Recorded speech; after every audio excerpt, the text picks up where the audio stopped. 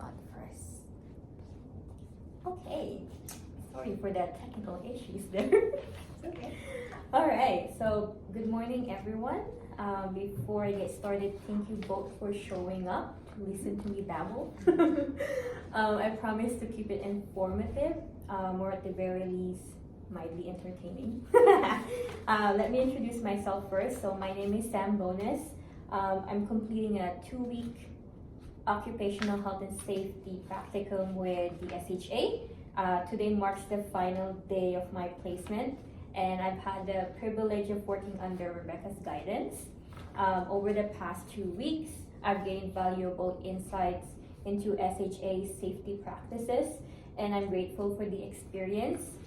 This presentation is part of my practicum wrap-up, and I'm excited to share with you what I've been working on.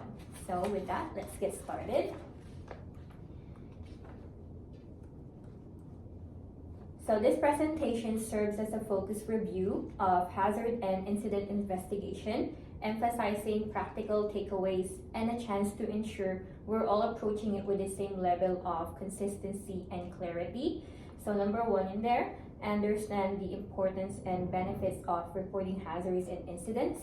So reporting hazards and incidents is the first step in preventing harm.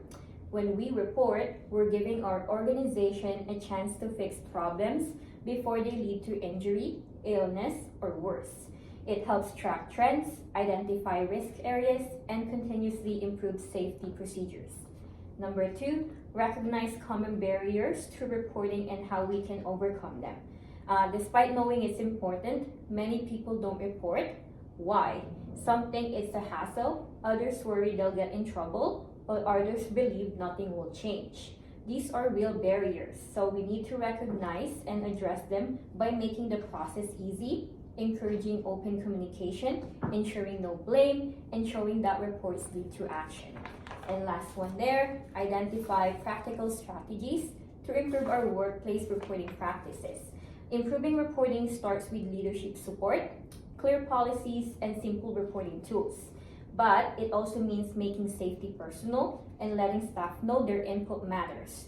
Training, regular safety talks, and recognizing people who report can all boost engagement. Now, let's start by discussing why reporting matters. So when we discuss workplace safety, especially in healthcare, we need to think beyond reacting to incidents. Reporting gives us a chance to act before someone gets hurt. Number one there, proactive risk prevention. Reporting is how we identify hazards before they become incidents. For example, if someone reports a wet floor, that action helps prevent slips, trips, or injuries later. Without that report, someone else might get hurt. So, by reporting, we're actively preventing harm. Number two, legal and policy compliance. Reporting isn't just a good idea, it's a legal requirement under OH&S legislation. SHA has clear policies about reporting incidents within specific timelines, especially serious ones. Submitting those reports ensures that the organization meets its regulatory and ethical obligations to keep staff and patients safe. Number three, culture of accountability. When people report, it creates a shared sense of responsibility. Management is held accountable for follow-up, and staff are empowered to speak up. The process isn't about blame, it's about building trust and ensuring no issue is ignored. Before we go further, let's clarify a few key terms. So a hazard is anything with the potential to cause harm. For example, a potentially violent patient or visitor who is showing early signs of agitation or making verbal threats is a hazard even before they act out physically. Staff are expected to watch for escalating behavior and may initiate a code white if needed. Next one, an incident is an unplanned event that has already occurred even if no harm happened. For example, a person becomes aggressive or irrational, requiring staff to initiate a code white and remove other patients and staff from the area. Even if no one is injured, the aggressive behavior is an actual incident that requires reporting and debriefing. Next one there, a near miss is an incident that almost caused harm. For example, a staff member might notice a person starting to show signs of aggression, such as ignoring verbal de-escalation and becoming increasingly agitated, and call a code white before the person becomes physically violent. This quick action prevents an injury, a clear near miss. And last one there, a root cause, is the underlying reason something happened. So for example, after a code white, the After Action Review, or AAR, identifies that the staff on duty were not trained in de-escalation techniques. The lack of proper training is the root cause of the failed early intervention and the escalation of violence. So understanding these terms helps us report accurately and effectively.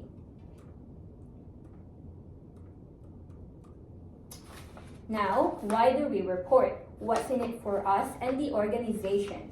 So many people see reporting as extra work or something that only helps management. But reporting protects all of us and is one of the most powerful tools for creating a safer workplace. So let's break it down. So number one in there, prevention of future harm. So when you report a hazard, near miss, or incident, you're not just documenting what happened. You're helping prevent something worse from happening in the future. So reporting is a preventive tool, not just a reaction. The second one there, transparency and trust. Whenever someone reports, it helps build a workplace culture where people feel safe speaking up. When staff see that reports are handled respectfully and that something is done, it creates trust. Number three, legal and policy compliance. So this requires timely reporting and documentation of workplace incidents. It also ensures that serious incidents are investigated within the required 72-hour time frame. And last one there, learning and continuous improvement. Every report, even the small ones, allows us to learn.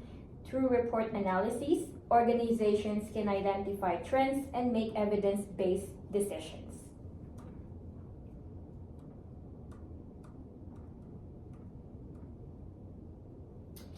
So, if reporting is so important, why don't we do it more? So, common barriers include fear of being blamed or disciplined, thinking nothing will change anyway, not enough time or unclear procedures, language or literacy issues, thinking the hazard is too minor to report.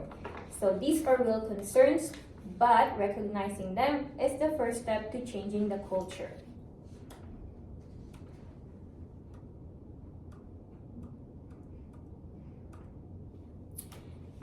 Now, here are 4 ways we can improve reporting in our workplace. So the first one there is make it easy. So use simple, accessible tools like the blue form, both paper and electronic options. Next one, educate staff. Everyone needs to know what to report, how and when. Number 3, build a safe culture. The policy clearly states investigations are not disciplinary. That's important.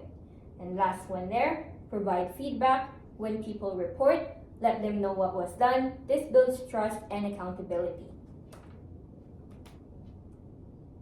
Okay, so these small steps can have a significant impact. So use the SAFER model in there. So stop, alert or assess, fix, eliminate, and report.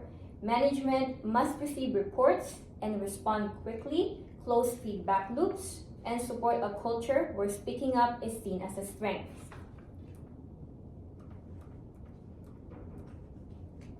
So let's walk through what happens after a report is submitted. So it goes through a supervisor and may be reviewed by the OH&S committee. Next one is the incident is risk rated using a matrix to prioritize action. If needed, RCA, or root cause analysis, is triggered. Corrective actions are taken, both interim and long term. And documentation is tracked and followed up on until resolved. This process ensures no report falls through the cracks. Reports are upheld, they're tracked, monitored, and audited for action.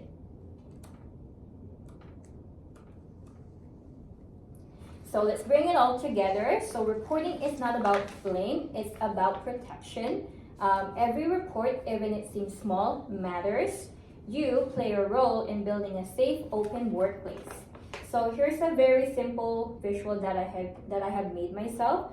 So that's the safety cycle we're aiming for. This cycle isn't just a checklist, it's a mindset. So when we report, we open the door to safety. When we review, we learn. When we respond, we show we care. And when we reduce risk, we protect everyone now and in the future. So reporting is the first step in RCA, which helps uncover deeper system issues and not just surface level fixes. So it's how we ensure everyone, patients, staff, and visitors stay safe.